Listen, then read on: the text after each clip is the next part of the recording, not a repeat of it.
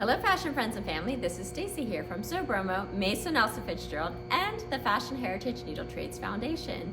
And for those of you who've been following along, we are here on the Garment District floor where an entire community is working together to reimagine the industry, everything from master craftspeople to artisans, entrepreneurs, and I will take you around. We're gonna pop over to Lifting Labels and see some of the other people that are working on the floor. Don't forget, we have our tour coming up on August 12th from 3 to 5. You can get your tickets on our website to meet the different artisans. Not all of them are here today, but some of them will be here on that tour day, so you get to see more on this floor. We have the best of Baltimore here with Warren Savage. We're passing through Kavanaugh House. So nice to see all the fabrics and the threads. And especially to hear the sewing machines singing.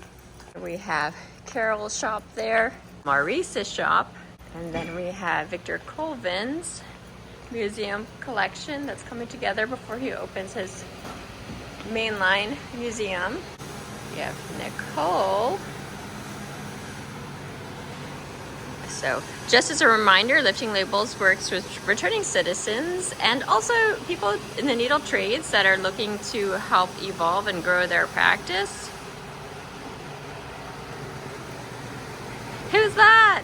It's Nicole. Hello. Hi, look at this. I feel like you're always at a cutting table somewhere. Somewhere in the city, Yeah. prepping. Yeah, so this is the Flex Bike Short. This is my personal label, Icosa. So I was looking at the weather in Jakarta, and it looks to be mid to upper 90s, 90% around humidity. So you need to make some really lightweight little bike shorts that have pockets I can stick my phone and stuff in. And just kind of wear them under some of those light wrap dresses. It's going to be really tough staying cool over there. So exciting. And then the girls, they're working on flyer ropes for Lifting Labels.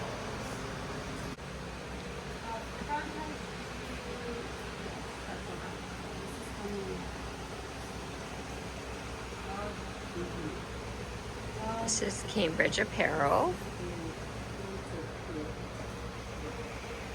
So this is a shared space with Cambridge Apparel and the nonprofit Lifting Labels.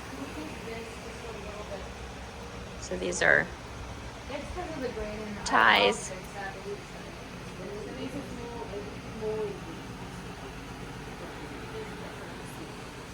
Yeah. Let's do this. Let's just like.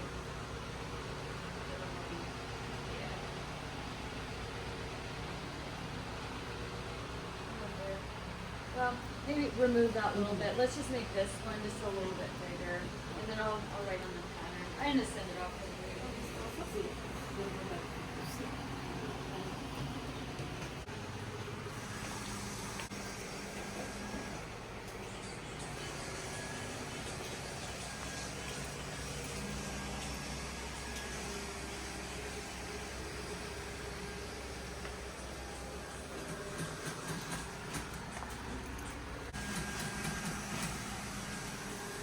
Nipa.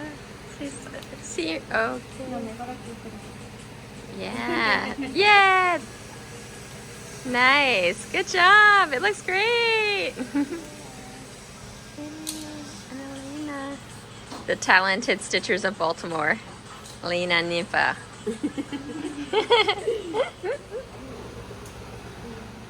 I mean, he told me some of like I think it's this one. Yeah. These guys are over 100 years old. Wow. And they're still using them. Oh yeah. Every day. Oh my gosh. So They're that's like amazing that they're still in use. I don't know where the Oh, you can tell. I made think. in USA. Yeah. Oh wow. And then if we look up this, oh, that's a patent number. It's not even the serial number. I mean, that's. Yeah, I don't know. Wow. It's like years anymore, but yeah. That's so great. What is M&G Huh. tie machine? Like Yeah. it's specifically for Wow. ties. I bet you they're out of business. Oh, I'm sure.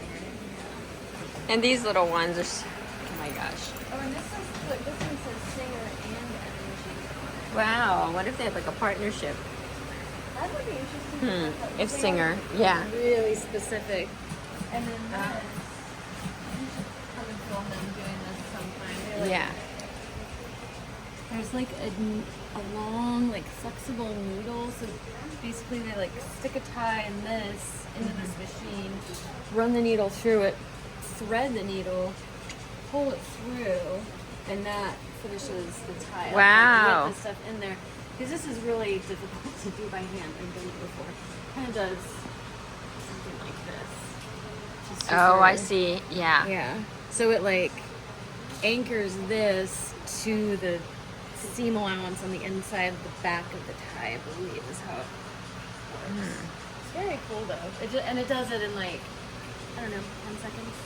Wow. It's still by the human hand, but it's like, Yeah, if you were hand sewing it with a hand needle, I mean half an hour, easy. Yeah. Me anyways, but I don't like hand sewing. So. yeah.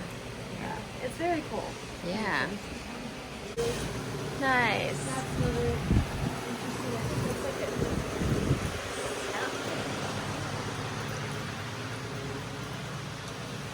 I love it.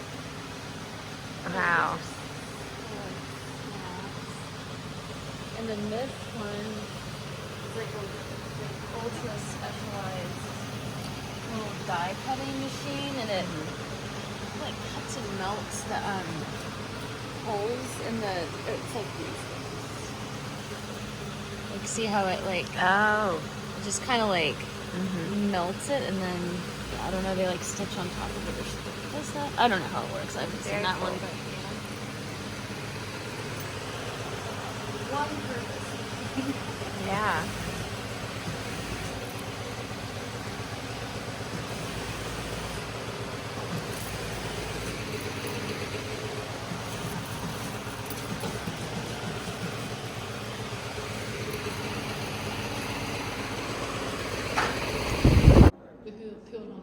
Melanie and I are at the Walters Art Gallery, and I just noticed this lovely stairwell. It looks like it's in a medieval castle. Melanie, I like your necklace. It really fits this room. Thank you. She dressed for the occasion.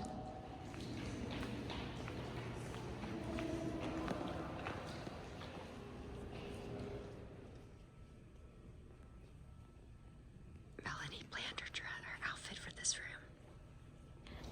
Look at my cute little William Morris book, and we're here in Mount Vernon with Melanie. Yay!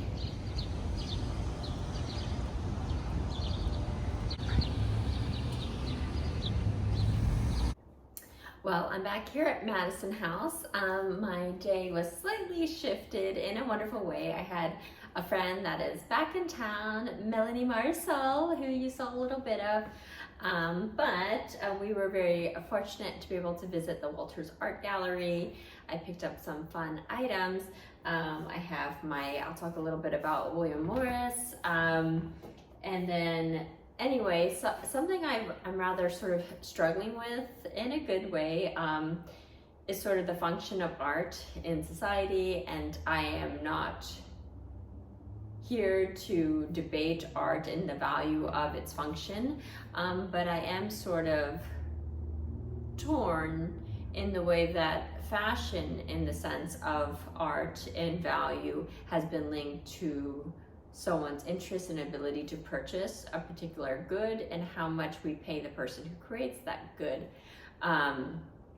When I say good, I mean that product.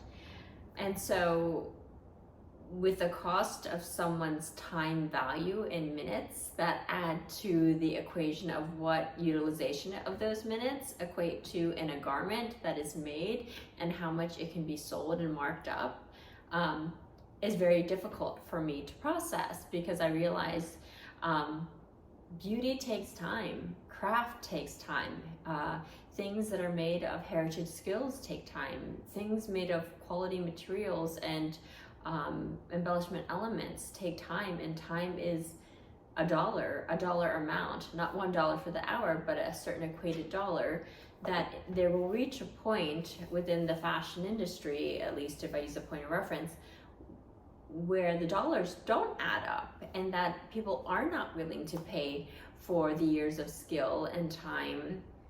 And we're not here to say that people should go into debt and to buy things they don't financially have the ability to purchase.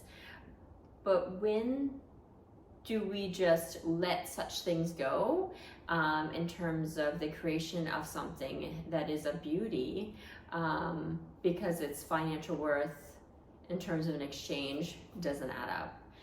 So I've been spending a bit more time, not a lot of time, visiting museums and galleries and trying to untangle that for myself.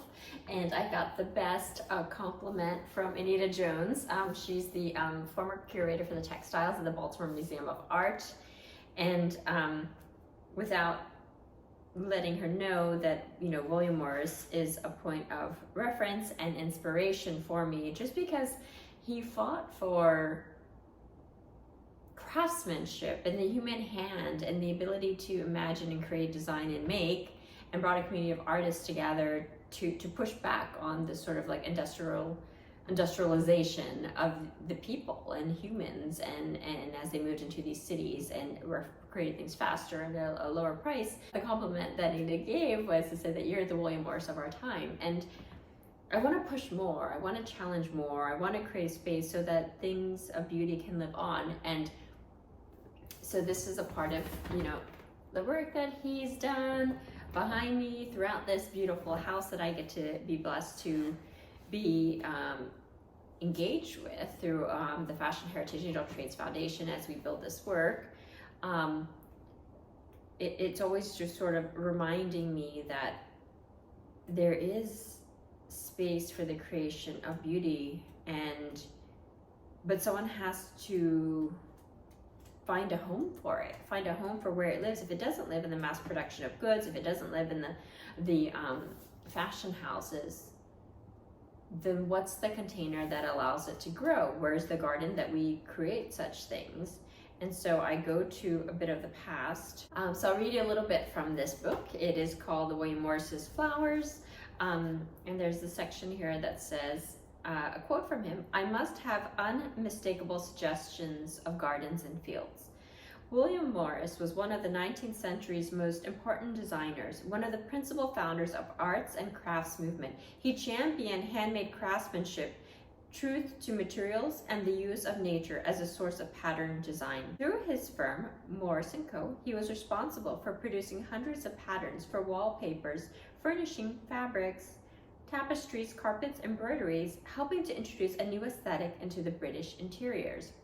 Morris created a visual language that is uniquely Morrisian, recognizable through his skillful arrangements of flowers, winding stems, and undulating leaf shapes. His ability to capture both the beauty of British gardens and the wildness of its countryside into complex, well-ordered, and attractive patterns for the home appealed to Victorian customers and continues to resonate with audiences today. For Morris, the negative aspects of the Industrial Revolution, pollution, construction on a massive scale, and oppressive and alienated working conditions combined to form an anxiety that Britain's green and pleasant land was in danger of disappearing. Throughout his life, he was to fight against his menace in remarkable ways, from challenging industrial manufacturing and its dehumanizing effect on workers by promoting quality handmade production, to agitating for full-scale revolution. His conviction that art and craft could change people's lives for the better means that Morris's floral patterns should not be regarded merely as reminders of a lost past. Instead, his patterns bring nature over the threshold, covering the walls and furniture with flowers, trees, and plants, reminding the Victorian public that there was to lose if the march of industrial progress remained unchallenged.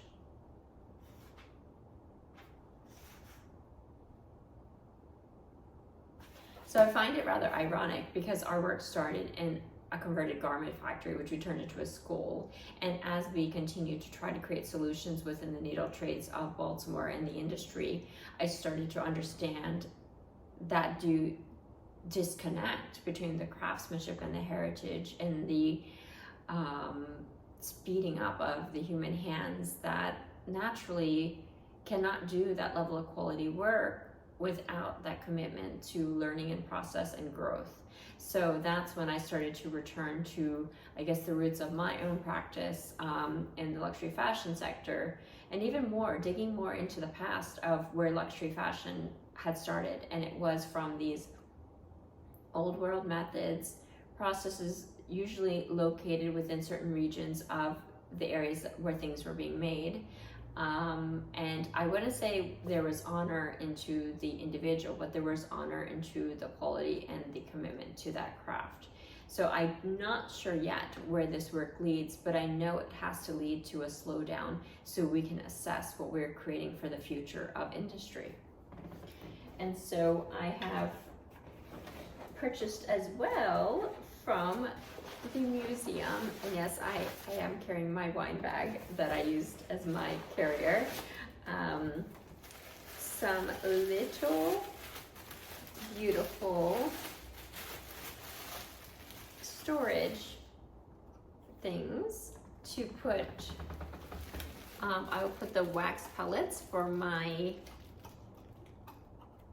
wax that I seal our letters with in here, and this will go into the Elsa Fitzgerald house, which you guys will get to see when we return from Asia. And then we have something for me to put some of the tools we use for those letters here. Recently had a message that said, oh, save your stamps and cost for sending letters.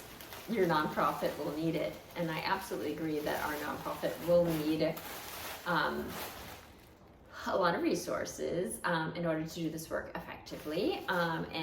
But there is value in the handmade process of writing a letter, creating a letter, sealing a letter, and not all letters will be created in such a way. But I think that there's such a rush to save time that we must consider what we're losing in that speed towards an unknown destination that may leave behind the most beautiful elements of our society and cultural connection to our humanity.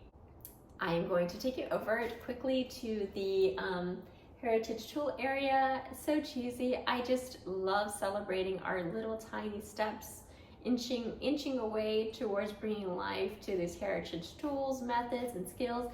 And I've received this beautiful cloth that's covering our heritage ironing board that has been made in Italy.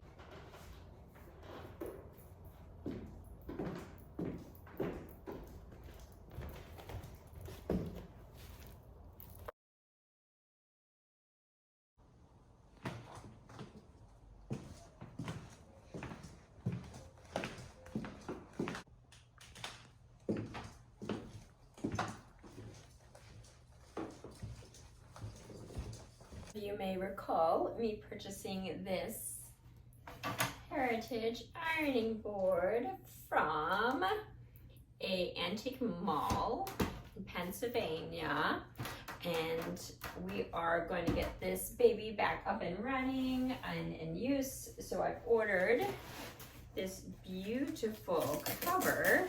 Looks like it is a nice match.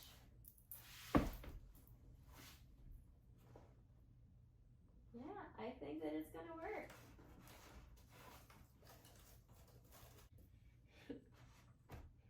Obviously we're not using this, but look how cute our little ironing baby is.